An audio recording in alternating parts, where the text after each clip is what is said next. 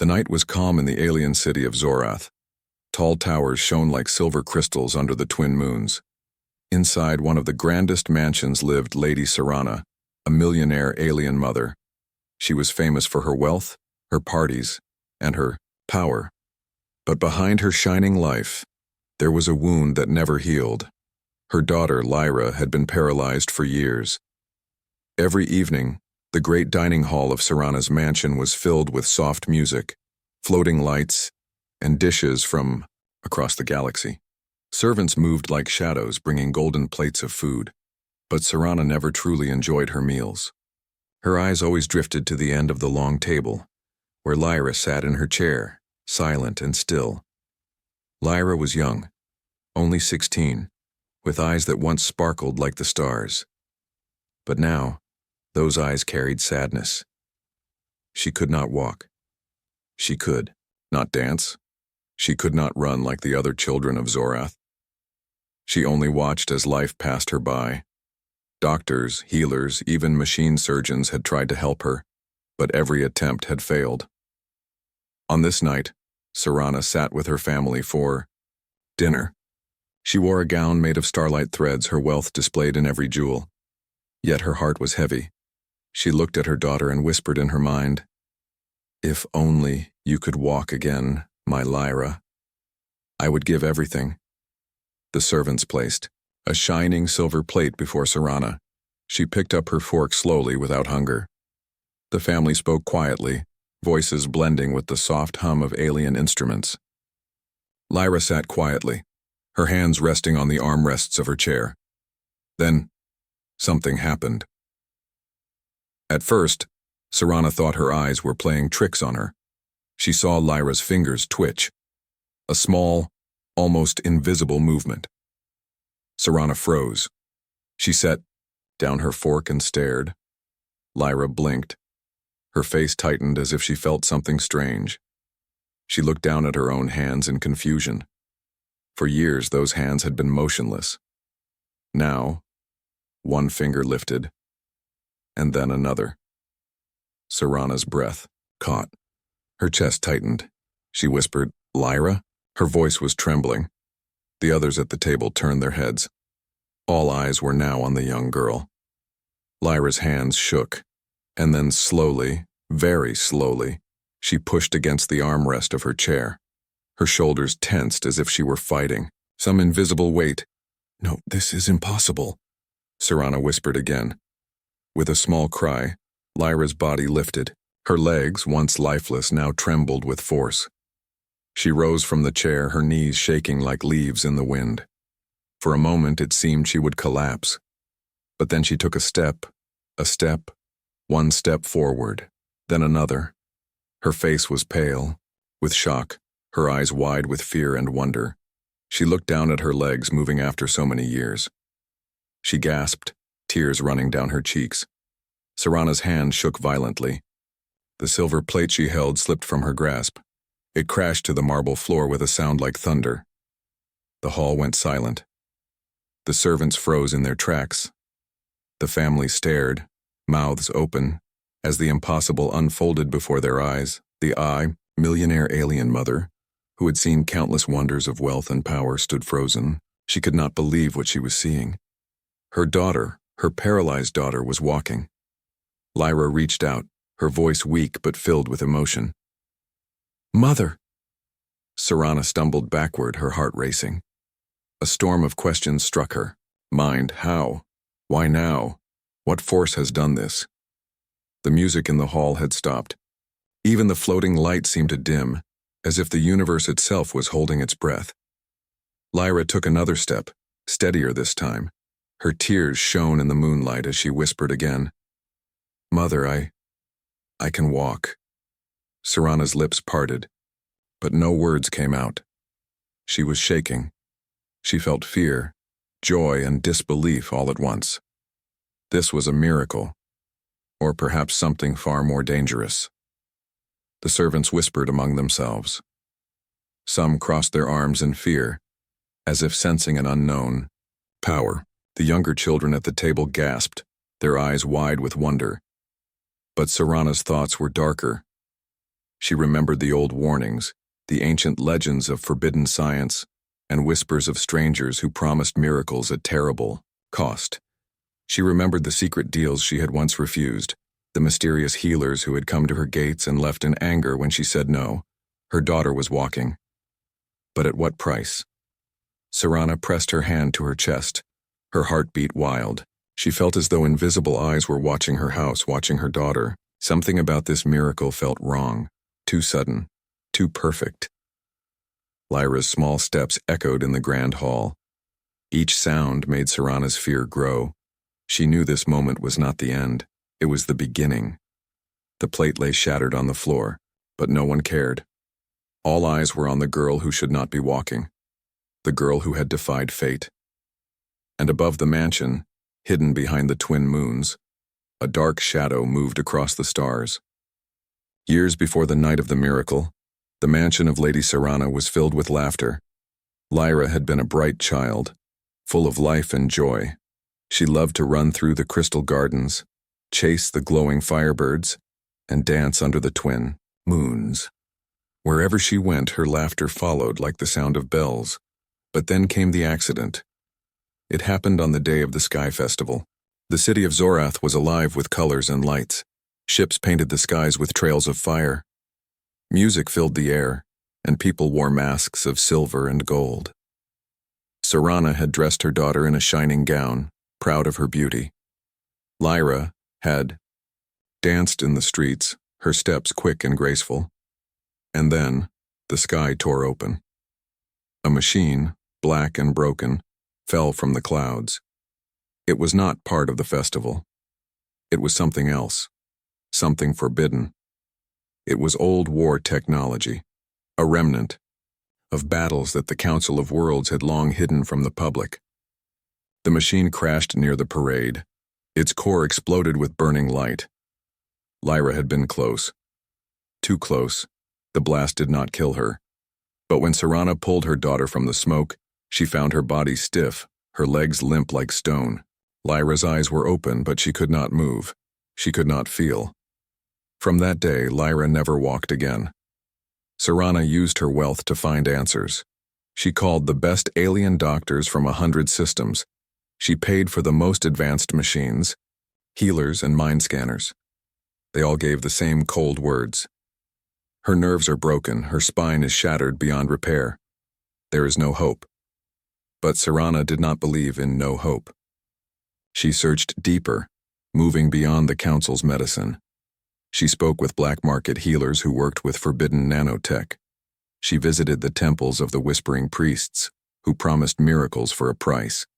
She even traveled to the edge of the galaxy to consult with an AI oracle that lived in the ruins of an ancient station. Each time she returned with nothing. Lyra remained in her chair, her once bright eyes now filled with sorrow. Sarana's heart hardened. She became colder with the world, sharper in business. People said she was chasing power. In truth, she was chasing a cure. She spent fortunes, ignored her rivals, and listened only to rumors of secret knowledge. At night, when the house was quiet, Sarana would sit by her daughter's side. She would hold Lyra's hand, whisper stories of the stars, and promise, "One day, you will walk again. I will make sure of it." But with each passing year, her promise sounded weaker. Some said Sarana was cursed. Some said she had angered the ancient laws of balance by trying to cheat fate. Strange visitors came to her gates, mystics, wanderers, even shady merchants offering cures. Sarana refused them all, for she saw the danger in their eyes. She knew many were liars or worse, hunters searching for test subjects. Yet one night, when Sarana sat alone in her crystal garden, she remembered one offer she had almost accepted. A cloaked figure years ago had told her, "There is a way, but it is not medicine, it is not science, it is something older, something dangerous. If you give her this, she will walk again, but she will never be the same." Sarana had turned him away then, afraid of the cost. But as years passed, and her daughter's hope withered, those words haunted her dreams. Lyra herself never complained. She learned to smile even when she hurt inside. She spent her days reading, drawing, and looking out the windows at the sky she once danced beneath. She was gentle with her mother, saying, "It's okay, Mother. Even if I never walk, I still have you." But Sarana knew the truth. She saw the quiet tears Lyra shed when she thought no one was watching.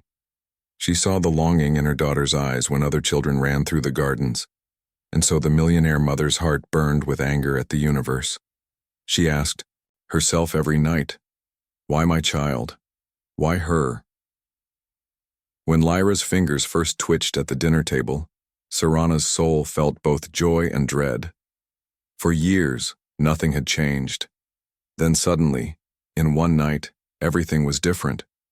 Her daughter's steps had broken the silence of fate. But Sarana's mind returned to the cloaked figure's words. She will never be the same. As Lyra walked in the hall, her legs trembling, Sarana realized something terrifying. This was no natural recovery. Someone, had touched her daughter's life. Some hidden force had chosen this moment, and if that force could give such power, it could also take it away. The night of the miracle was not just a gift. It was the return of a story Sarana had tried to bury. A story of forbidden science, lost wars, and strangers who promised hope with hidden claws. Sarana's hand shook as she looked at her daughter's moving legs. She felt joy, but also a shadow. The past was not finished with them. It was only beginning to wake. The night after the miracle, Sarana could not sleep. She sat in her crystal chamber, staring at the stars. The image of her daughter walking haunted her mind. Lyra's smile had been full of joy, but Sarana's heart carried fear. Nothing in the galaxy came without a price. As the twin moons crossed in the sky, a sound echoed through the mansion gates. A low hum, like the voice of a machine mixed with the whisper of wind. The guards at the entrance looked around, confused. The cameras flickered, and then, without warning, a figure appeared. He was tall, wrapped in a dark cloak that shimmered like liquid metal. His face was hidden, but his eyes glowed faintly beneath the hood, two small stars burning in the shadows. He did not walk. He glided forward, silent as smoke. The guards raised their weapons, but the figure lifted a single hand. The air bent around him, and the guards froze in place, unable to move, not harmed, but held. The mansion doors opened by themselves, as if welcoming him. Sarana felt a chill crawl across her skin. She stood as the stranger entered her chamber. "Who are you?" she demanded, her voice sharp, though her heart pounded. The figure lowered his hood. His face was neither young nor old. His skin was pale, marked with thin lines that glowed softly, like circuits carved by time. His eyes were deep, filled with knowledge that seemed endless. "I am called Kalen," he said. His voice was calm, but it carried a weight that filled the room. "And I bring you answers." Sarana narrowed her eyes. "Answers to what?" Kalen tilted his head, his glowing eyes reflecting the moons. "To your daughter's steps, to the miracle you witnessed. It was not chance. It was not fate. It was me." The word struck Sarana like a blade. Her fists clenched. You touched my child? Without my permission?" Kalen raised a hand. Gentle. Almost soothing. "Do not fear. I did not harm her. I released what was hidden inside her. Power that was waiting to awaken." Sarana shook her head, her voice trembling with anger. "What do you want?" For a moment, silence filled the chamber. Then Kalen spoke, each word slow and heavy. "I want to give her more." Sarana's breath caught. She stared at him, unsure if she had heard correctly. Kalen stepped closer, his cloak whispering across the floor. "Your daughter's legs were broken by ancient war machines. But in that blast, something else touched her, something buried, something alive. For years it has slept inside her body, locked away. I have unlocked only the first door. That is why she walks now. But there are other doors. Doors that lead to strength, to speed, to gifts you cannot yet imagine." Sarana felt her chest Titan. And what price will you ask? Kaylin's lips curved into the faintest smile. You are wise. Yes, there is always a price. Nothing in this universe comes freely. But I do not seek your wealth, Lady Serana. I seek her choice. Her choice? Serana repeated. Yes. Lyra must decide if she will continue, if she will accept the gift fully. If she does, she will walk, run, and even more. She will rise above the limits of flesh. But if she refuses, the power inside her may fade. And one day her legs will return to stone. Serana's heart twisted. To walk again, her daughter must accept something unknown, something dangerous. She felt trapped between hope and fear. At that moment, a soft voice broke the silence. Mother. Serana turned. Lyra stood in the doorway, her hands trembling. On the frame, but her legs steady. She had heard everything. Her eyes, still wet with tears of joy, now shone with confusion. Kaylin looked at her kindly, almost gently. You feel it, don't you? The warmth in your legs, the energy flowing. Through you. That is the door I opened. And it is only the beginning. Lyra's lips trembled. She glanced at her mother, then back at the stranger. Will it last? Kaylin's glowing eyes softened. If you choose, yes. If you refuse, no. Serana stepped forward, standing protectively in front of her daughter. Do not listen to him, Lyra. We don't know who he is or what he wants. This could be a trap. Kaylin's gaze did not waver. It is not a trap. It is a path only she can walk. For a moment, silence held them all. The mansion lights flickered as if the house itself was listening. Finally, Kaylin turned, his cloak rippling like water. I will return when the moons cross again. Then she must decide. Without another word, the stranger walked toward the door. The guard, still frozen, suddenly collapsed as he passed. The gates opened and he vanished into the night, leaving only the echo of his words. Serana held Lyra close, her heart racing. She whispered fiercely, Do not believe him. Miracles always hide chains. But Lyra's eyes were full of wonder and longing. For the first time in years, she had felt alive, free, and the promise of more burned inside her like fire. When the twin moons crossed again, the choice would come. And whatever Lyra decided, nothing would ever be the same. The night of the twin moons returned faster than Serana wished. For days, the mansion had been restless.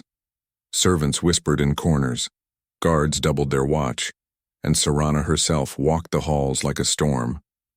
She could not shake Kaylin's words from her mind. Her daughter had changed.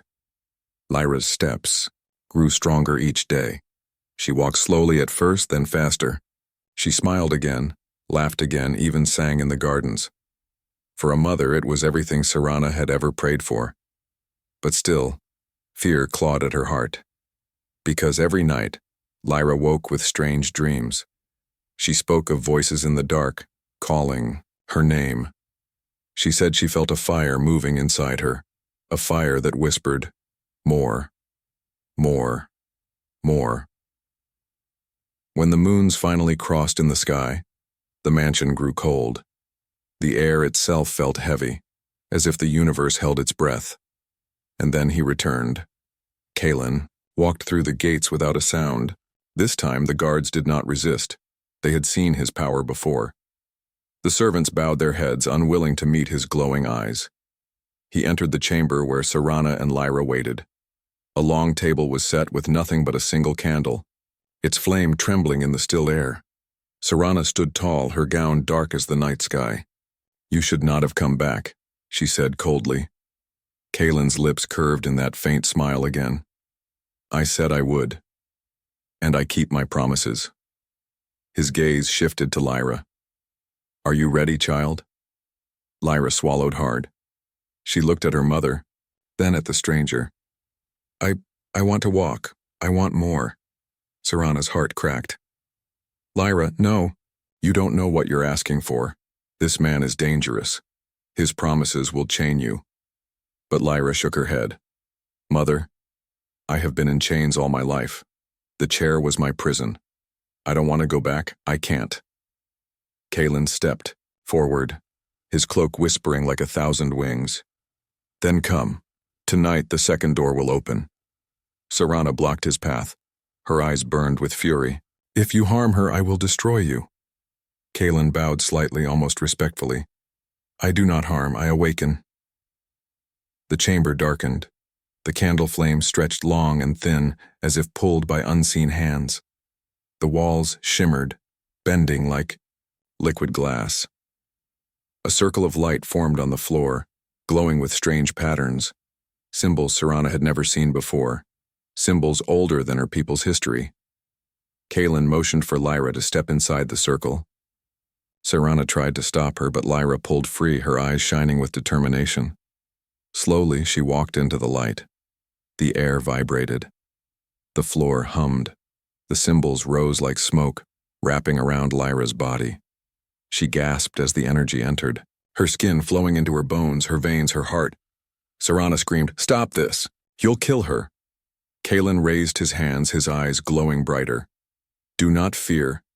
The body must break before it can rise. This is the law of awakening. Lyra cried out. Her legs trembled, then locked stiff. Her arms shook violently. Sparks of blue light burst from her fingertips. Her hair lifted as if caught in a storm. Serana tried to rush forward, but an invisible wall stopped her. She slammed her fists against it, shouting her daughter's name. Inside the circle, Lyra screamed, again. But then, her scream turned into laughter, wild, terrified laughter. She looked down at her legs. They no longer trembled. They glowed. Her veins shone with silver fire. Her eyes burned with light. She took a step forward, and the floor cracked beneath her foot. Another step and the marble shattered. Serana's breath caught. This was not walking. This was something else. Something beyond human. Kalen lowered his hands. The circle faded, the wall stilled, and the candle returned to its small, trembling flame. Lyra stood in the silence, her chest rising and falling. Her body shook with new strength. Serana rushed forward, tears on her face. She grabbed her daughter's arms. Are you hurt? Tell me, are you hurt? Lyra looked at her mother with glowing eyes. No. I feel alive. Stronger than ever. She flexed her fingers and sparks danced between them. Serana staggered back, her heart pounding with both awe and terror. What have you done to her? She demanded. Kalen's face was calm. I have opened the second door. Soon she will. Choose if she dares to open the third. Serana's voice shook. No, this ends here. You've already gone too far. But Kalen only turned, his cloak rippling like shadows. The power inside her has awakened. You cannot undo it now. She belongs to destiny. Lyra stood silently, staring at her glowing hands. A small, frightened smile formed on her lips. Mother, I can run now. Serana felt her heart break, because she knew the truth. Yes, her daughter could run, but she was running into darkness. Above the mansion, far beyond the moons, ships moved silently. Their black hulls shimmered, hiding in the stars. Watching, waiting, the forbidden experiment had begun. The days after the experiment were not what Serana expected.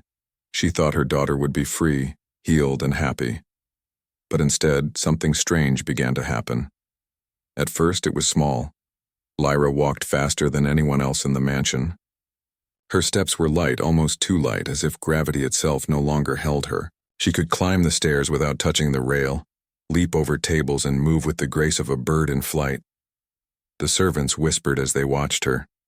Some were amazed, others were afraid. Then came the sparks. When Lyra laughed, lights flickered. When she touched the glass windows, they hummed with a strange vibration. Once she brushed her hand over a silver vase, and the metal melted like wax before reforming in her palm. Serana saw it all. Her heart ached with pride and terror mixed together. Her daughter was walking, yes, but she was also becoming something else. Something not quite alien, not quite human, something new. At night, Lyra could not sleep. She woke with glowing eyes, staring at the ceiling as whispers filled her head. She told her mother, "They call me. Voices from the dark. They tell me I am chosen." Serana held her tightly, shaking her head. "No, child. You are not chosen. You are mine, my daughter. That is all you need to be." But Lyra was restless. She walked the gardens until dawn, barefoot, her body shining faintly under the moons. Flowers bent toward her as she passed. Birds landed on her shoulders, unafraid. Even the mansion's machines reacted, lights flickering when she drew near. The power was growing. One morning, as the servant set the table, Lyra entered the hall. She looked at the heavy oak doors at the far end. Without touching them, she lifted her hand. The doors swung open by themselves. Gasps filled the room. Lyra smiled, but her smile was not the same as before. It was sharper, edged with something Serana could not name. Later that day, Serana called Kaelin in secret. She found him waiting in the shadows outside the city as if he had known she would come. "This is wrong," Serana hissed. "My daughter is changing too fast. She hears voices. She bends metal. She frightens me." Kaelin's glowing, eyes softened, but his voice was steady. "Do not fear. Change always brings fear. She is not breaking. She is becoming." Serana shook her head. "Becoming what?" Kaelin's answer chilled her. "What she was meant to be." He said no more, and when she pressed him, he only whispered, "The third door waits." Serana returned home, her mind full of dread.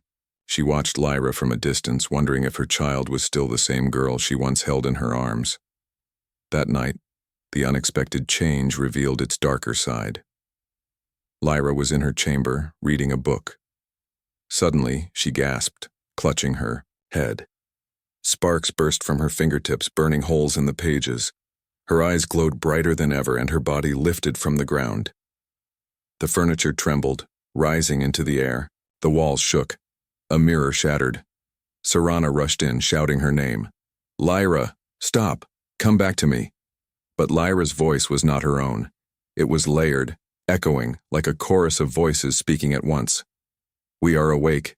We are here." Serana froze. Her blood ran cold. She grabbed her daughter, pulling her down with all her strength. "No, you are not them. You are Lyra. My Lyra." For a moment, the voices screamed through Lyra's mouth, then faded. Her body collapsed into Serana's arms, shaking with exhaustion. I can't control it," Lyra whispered, tears in her glowing eyes. "It's too strong." Serana rocked her gently, her heart breaking. She realized then that the gift was also a curse. This power was not just inside her daughter. It was something alive, something that wanted to use her. The next day, Serana ordered the mansion sealed. No visitors, no strangers. She told the servants nothing, only that her daughter was ill. But rumors spread quickly. In the city of Zorath, whispers grew. The millionaire's daughter is walking. The millionaire's daughter has powers. And above, in the darkness of space, unseen ships stirred. That evening, Lyra sat by the window, looking out at the stars. Her voice was soft, but Serana heard the weight in it. "Mother, I feel like I'm not myself anymore. When I walk, I feel something else walking with me. When I breathe, I feel another breath inside me." Serana kissed her forehead. "Listen to me, Lyra. Whatever this is, whatever he has done, you are still mine. Do you hear? Me? You are my daughter. Nothing will take that from me." But in her heart, Serana knew the truth. The unexpected change had begun, and there was no turning back. Somewhere in the shadows of the city, Kaelin watched with quiet eyes. His words drifted on the wind, unheard but true. The second door is open. The third is waiting. The city of Zorath glittered under the twin moons, but inside Serana's mansion, Shadows grew heavy. Lyra was no longer just her daughter. She was something else, something greater, something unknown. For days, Serana watched her child move like lightning through the halls. Lyra could run faster than wind, lift stone with a single hand, and call machines to life with just a touch. Yet with every gift came fear. At night, her eyes glowed so bright that the darkness fled. And the whispers, the endless voices, grew louder. "Mother," Lyra whispered one evening, trembling as she clutched her head. "They speak again. They tell me I'm not alone, that I was never alone." Serana held her tightly. "Do not listen. You are Lyra. Only Lyra." But deep inside, Serana knew the truth. The power inside her daughter was not silent anymore. It wanted to be heard. That same night, Kalen returned. He did not knock, did not wait. He appeared in the crystal chamber, as if he stepped out of the air itself. His cloak shimmered, his eyes burning brighter than before. Serana rose in fury. "You dare enter my house uninvited? Leave us. You've cursed my daughter enough." Kalen shook his head slowly. "You do not understand. She was never cursed. She was chosen." Lyra stepped forward, her glowing hands trembling. "Chosen? For what?" Kalen's gaze softened, almost fatherly. "For the truth. The power inside you is not from me. It is not from chance. It is ancient. Older than your world. Older than the council itself. It belongs to the first ones." Serana's blood ran cold. The first ones, whispers of them filled the old stories. A race said to have shaped the stars vanished long before the known worlds began. Most called them myths. "You lie," Serana spat. "The first ones are legends."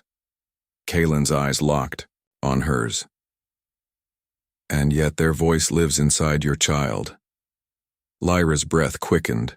The voices in her head stirred louder now, as if answering his words. She pressed her hands to her ears. They call me child of fire. They say I belong to them." Kalen stepped closer, his voice was deep and steady. "You do. When the war machine fell on you, it did not only wound you, it awakened what was already sleeping in your blood. You are a vessel, Lyra, a bridge between what was and what will be." Serana shook her head violently. "No, she is my daughter, that is all. Nothing more." But Kalen did not waver.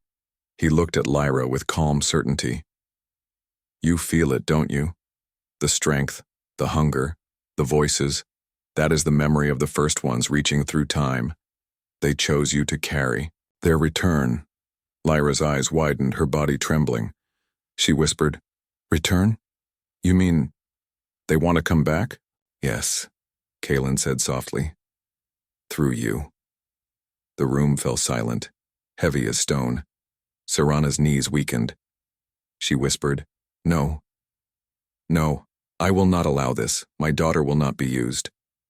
Kalen's expression grew hard. "It is not for you to allow, Lady Serana. The choice is hers alone." Lyra looked between them, tears burning in her glowing eyes. "If they come back through me, what will happen?" Kalen's voice dropped low. "A new age will begin. Old powers will rise. Worlds will tremble. Some will worship you. Others will hunt you. But the universe will change forever." Serana clutched her daughter's hands. "Do not listen. They are using you, Lyra. You are my child, not their tool. You must resist." But the voices surged inside Lyra's head, louder than her mother's cry. They whispered promises of endless strength, of flight across the stars, of immortality itself. She saw flashes in her mind, worlds bowing to her, ships burning at her command, galaxies trembling as she walked among them. She screamed, falling to her knees. The floor cracked under her hands, light spilling from her skin. I can't stop them." Kalen knelt before her, his voice calm in the chaos. "You don't have to stop them. You only have to accept them." Serana pulled Lyra close, shouting at him, "Leave! Leave this house and never return. But Kalen's eyes blazed brighter. You still don't see. I am not your enemy. I was sent to guide her. I, too, carry their spark.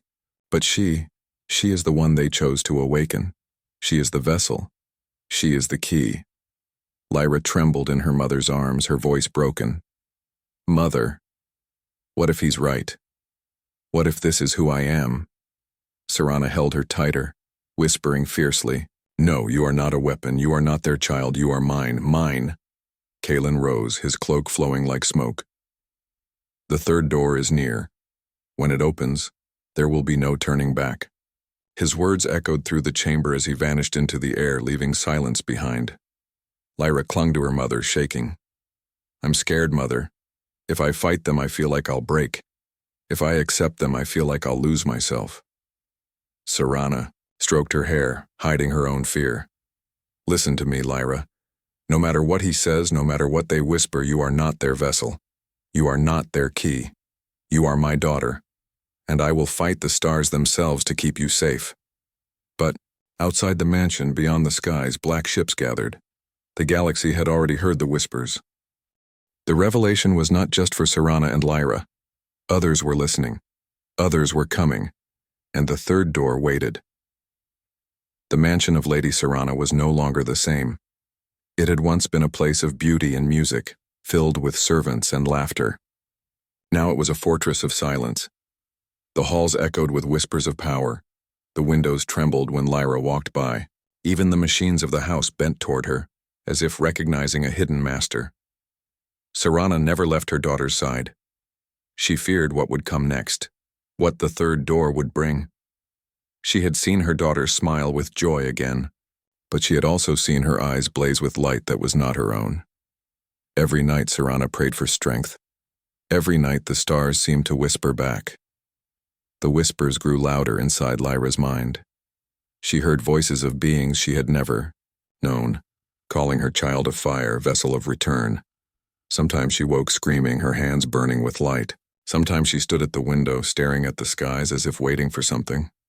One evening, she asked her mother softly, If I choose them, will you still love me? Serana's heart broke. She cupped her daughter's glowing face in her hands. I will love you no matter what, but I will not let them take you from me. Before Lyra could answer, alarms rang through the mansion. The guards rushed to the towers. In the skies above Zorath, black ships had arrived. They hung like shadows against the moons, silent and vast. Serana felt her blood freeze. They've come, she whispered. The ships did not fire. They did not announce themselves. They only watched, waiting. And then Kalen returned. He appeared in the grand hall, his cloak flowing like smoke, his eyes burning brighter than ever. The guards aimed their weapons, but Serana waved them down. She was tired of fighting shadows. What do they want? Serana demanded. Kalen's voice was calm. They want her. The first ones call through her, and others hear the call. Some will come to worship.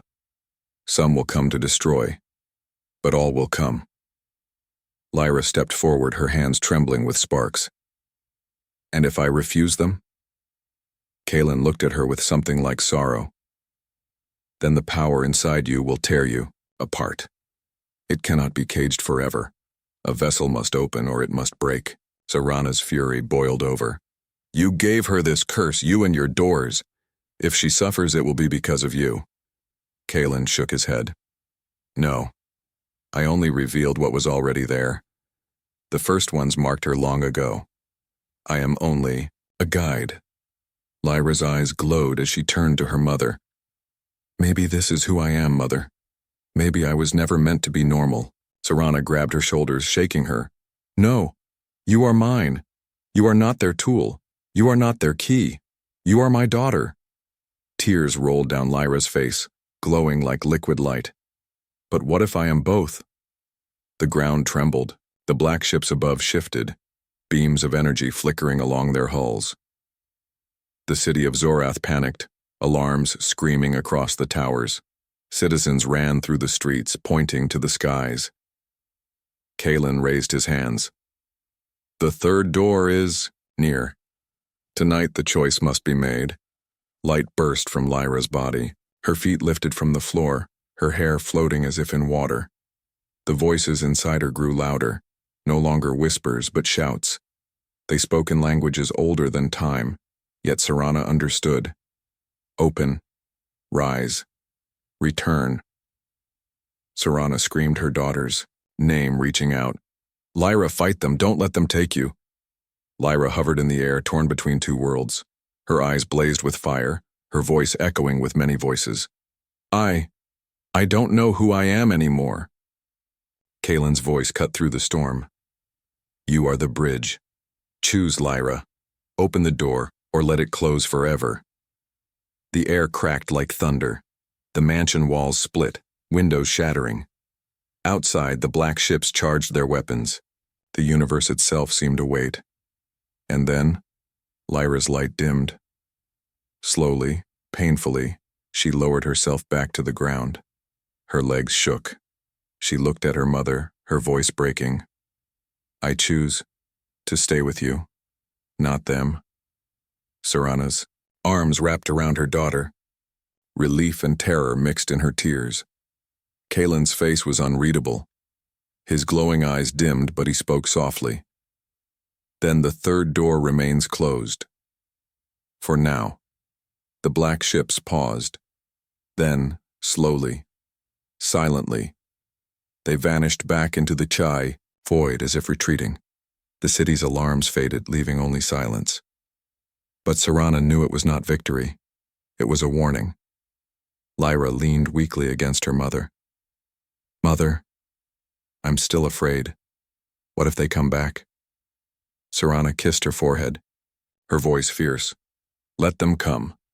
I will fight the stars themselves for you. Kalen turned to leave, his cloak flowing like night. Before vanishing, he whispered, The choice has been delayed, but it cannot be denied forever. The first ones do not forget. The chamber grew quiet. Mother and daughter held each other, hearts pounding. For a moment, it felt like peace. But, in the far reaches of space beyond even the black ships, something older stirred. Something patient. Something hungry. The story of Lyra was not over. It was only the beginning.